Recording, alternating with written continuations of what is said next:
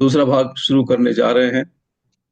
पहले वाले भाग में ब्रह्मर्षि पितामह पत्रि जी द्वारा विभिन्न वेदों से, उपनिषदों से जो ज्ञान लिया और जो स्टडी की, उसको अपने दृष्टिकोण से पत्रि जी ने प्रस्तुत किया था, जिसमें उन्होंने बहुत ही सारगर्भित तरीके से सभी विषयों को और सभी चीजों को लेकर के, और इस किताब में उन्होंने, ये तुलसी दलम पुस्तक है, उसका हिंदी अनुवाद हम लोग पढ़ रहे हैं।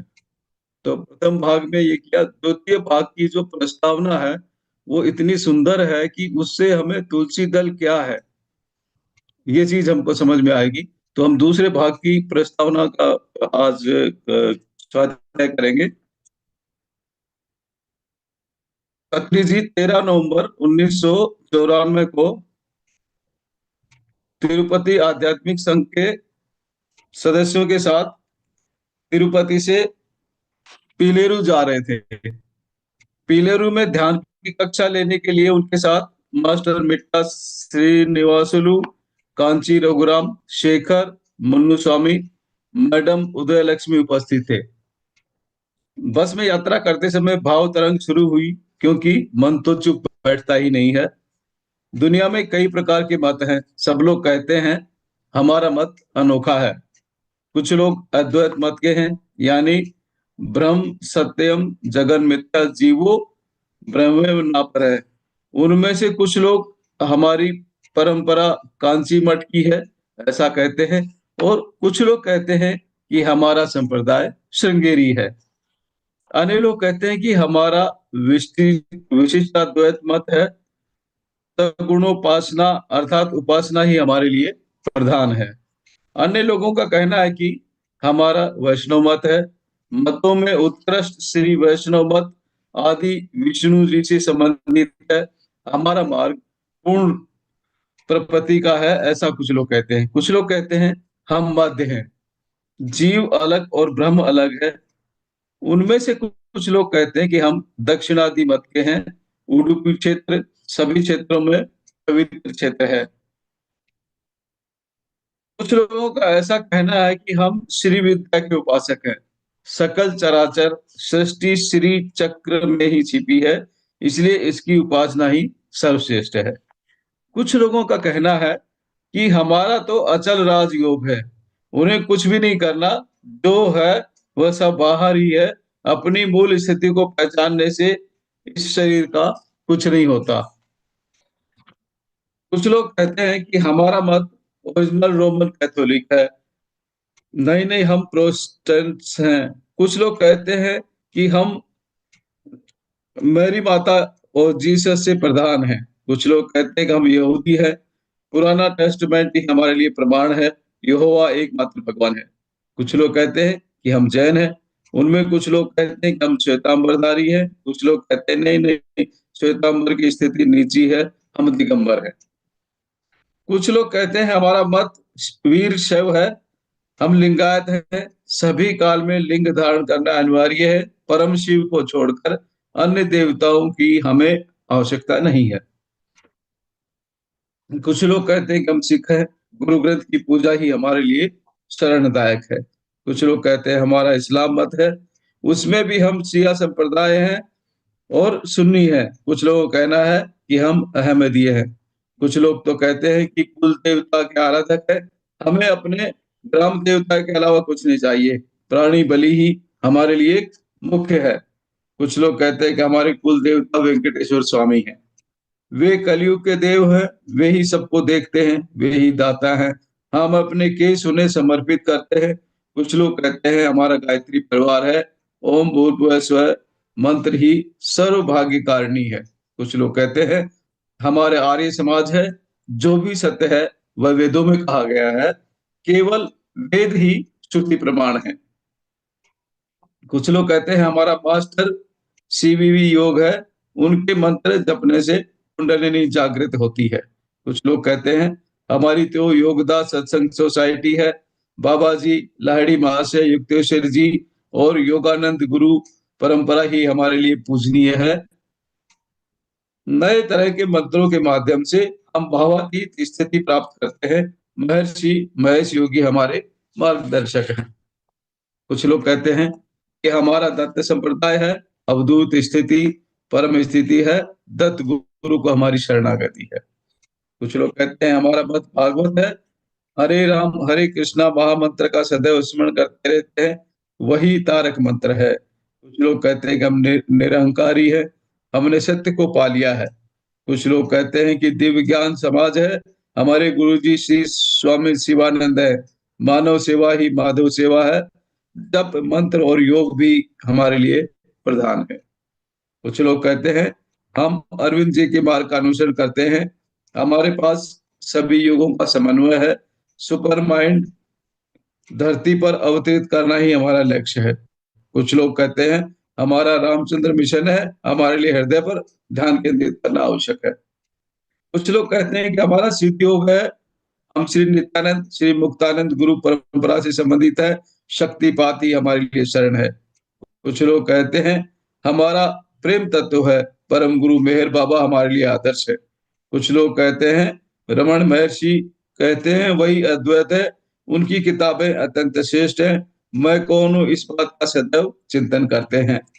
कुछ लोग कहते हैं रामकृष्ण मिशन हमारा है, रामकृष्ण परमहंस विवेकानंद इस युग के महापुरुष है, उपनिषद आदि का बोध करते हैं।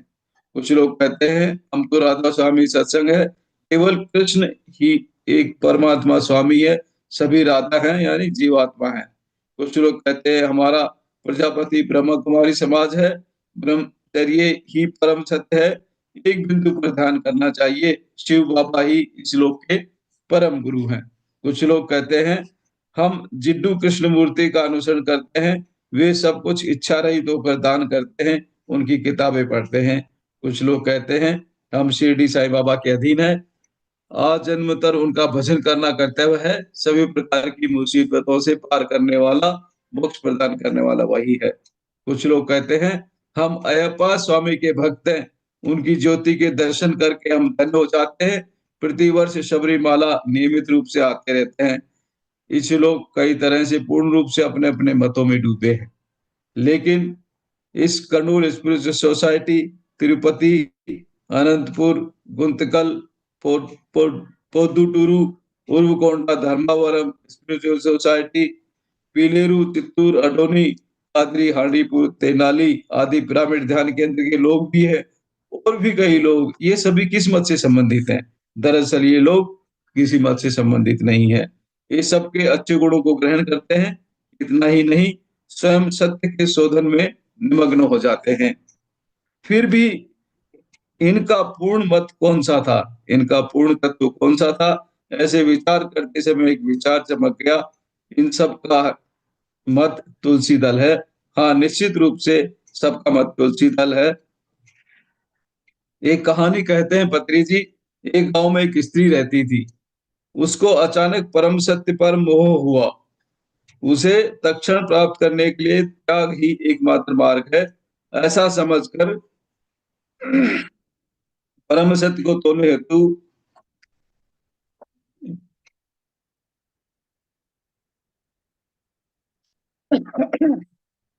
परम सत्य को तोड़ने हेतु उसने जो हीरो का हार उसके गले में था और उसे अत्यंत प्रिय था, उसे गले से निकालकर तराजू में डाला, कुछ भी प्रयोजन नहीं हुआ, परम सत्य का पलड़ा नहीं हिला, शायद इतना पर्याप्त नहीं है, ऐसा समझकर अपने सभी जवाहरात दे दिए, फिर भी कुछ नहीं हुआ। घर में स्थित सभी प्रकार के सोने चांदी के बर्तन ला दिए, फिर भी कुछ नहीं हुआ, परम सत्य का पलड़ा नहीं हिला। तब उसे याद आया कि हाँ, एक चीज भूल गई, अपने प्राणों से भी प्यारा मणि जो अब मेरे पास है, बहुत जोश के साथ उसने भी उसे भी लाकर तराजू में डाला। कुछ भी नहीं हुआ, परम सत्य एक कण के बराबर भी नहीं हिला। बेचारी वह औरत पसीने से लथपथ हो गई, उसे और कुछ करने के लिए नहीं सूझ रहा था, उसे आश्चर्य हुआ। उसी समय सुकून के साथ एक मुस्कुराती हुई औरत ने आकर एक तुलसी दल अर्थात तुलसी का पत्ता उस तराजू में रखा, उतने से ही उस वक्त परम सत्य हिल गया। परम सत्य पूर्ण रूप से खुल गया, इसलिए जो परम सत्य तुरंत समझने योग्य होता है, वह तुरंत अनुभव में आता है। वही तुलसी दल का मत है। तुलसी दल की छोटी शाखा के 2 पत्ते होते हैं। एक पत्ते का नाम है तुम अपनी वास्तविकता की स्वयं सृष्टि करते हो, नामक ज्ञान सूत्र। दूसरे पत्ते का नाम है आनापानसति नामक ध्यान सूत्र। पहला पत्ता ज्ञानाग्नि के लिए वास्तविक है, तो दूसरा ज्ञान अग्नि के लिए वास्तविक। पहला पत्ता हमारे ज्ञान चक्षु को पूरी तरह से विकसित करके सेठ विज्ञान तक हमें पहुंचाता है। दूसरा पत्ता दिव्य चक्षु उत्तेजित करके बुद्धत्व रूपी परिपक्व योग स्थिति दिलाता है। इन दोनों का मिलन ही तुलसी दल मत है। पहले पत्ते के बारे में विस्तृत रूप से जानना है तो श्री कृष्ण के पास जाना चाहिए। उनका उद्देतरात्मात्म सूत्र बतलाना चाहिए। कोई किसी का कुछ नहीं कर सकता, स्वयं ही अपना उद्धार कर लेना चाहिए। आत्मवाहर दाततम बंधु आत्मव रिपुदा आत्मनम, यानी मनुष्य स्वयं ही अपना मित्र है, स्वयं ही अपना शत्रु है, स्वयं ही अपने सुख दुख का निर्माण करता है, स्वयं के सभी जन्म चक्र में यहाँ पर लोक में अपनी स्वेच्छा से विचार करता है। जो चाहे उसे पाने का सामर्थ्य सभी को है। यही परम सत्य है। यही विकसित ज्ञान चक्षु का पूर्ण सारांश है। अब दूसरा आनापानसति विपश्यना अर्थात उच्छ्वास निश्वास करना। इससे दृष्टि नाक के नोक अर्थात दोनों भौहों के मध्य में सहज रूप से स्थिर होती है। क्रम से तीसरी आंख खुल जाती है, दिव्य दृष्टि उपलब्ध होती है। इसे विपश्यना कहते हैं। सूक्ष्म शरीर का विमोचन होता है, दूसरे लोगों का संचार शुरू होता है। इस सबसे ही परम सत्य प्रत्यक्ष होता है। इसके लिए एकमात्र परम प्रक्रिया है आनापानसति। इसे छोड़कर और कुछ भी नहीं करना चाहिए, बाकी सब व्यर्थ है। मूर्ति पूजा सोपान नहीं, खंडक है। आर्य समाज के संस्थापक स्वामी दयानंद सरस्वती कहते हैं भजन केवल कुछ समय के लिए मानसिक आनंद देते हैं। केवल मानसिक आनंद के लिए भजन किया तो ठीक, लेकिन भजन और पूजा मुक्ति का मार्ग नहीं बन सकते। क्या देवताओं को उसकी अपेक्षा है? यदि कोई ऐसी अपेक्षा करता है तो क्या वह देवता हो सकता है? केवल पारायण से क्या लाभ है? मन को शून्य करना चाहिए।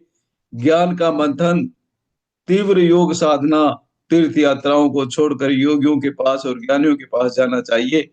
सर मुंडन करना, गेरुआ रंग धारण करना, मुद्रा लगाना, तिलक लगाना, विभूति लगाना आदि सब अपने आप को हीन कर लेने की क्रियाएं हैं। जपमाला और मंत्रोच्चार से केवल अमूल्य समय का निरुपयोग ही होता है। इससे दुख दूर नहीं होंगे, निर्वाण की प्राप्ति नहीं होगी। उपवास रखना, गुरु की पाठ पूजा करना आदि पूर्ण मूर्खता है। संसार छोड़कर संन्यास लेना धर्म और सत्य से दूर होना है। तर्कवाद, मत का अभिमान, अर्ध ज्ञान सब व्यर्थ प्रयास ही है। यज्ञ से न केवल धन संपत्ति नष्ट होती है, ज्ञान निष्ठा भी प्राप्त नहीं होती। इस सब का पूर्ण रूप से त्याग करना चाहिए। सभी देश काल परिस्थितियों में एक बात याद रखनी चाहिए कि परम सत्य एक ही है, एक ही परम क्रिया है। ये तुलसी दल के 2 पत्ते हैं। इस भाव परंपरा पूर्ण हुई, तुरंत पास ही बैठे कांची रघुराम को अभी एक अच्छी भावना पैदा हुई, ऐसा कहकर उन्हें समझाकर इसी क्षण को बाजू में बैठे हुए सभी से कह दीजिए। उसके बाद तुलसी दल के बारे में उस दिन पीलेरू के ध्यान क्लास में, दूसरे दिन पीलेरू के ध्यान क्लास में, तीसरे दिन उरुकोंडा के क्लास में, उसके बाद कर्नूल पिरामिड ध्यान क्लास में सबको बताना शुरू कर दिया। सभी लोग इस भाव लहरी को सुनकर कहने लगे कि आपने जो one day spiritual brain wash किताब लिखी है उसका यही नाम रखिए। इस तरह तुलसी दल का जन्म हुआ। तुलसी दल जिसका पहला भाग हम कर चुके हैं और दूसरा भाग का अब हम ये प्रस्तावना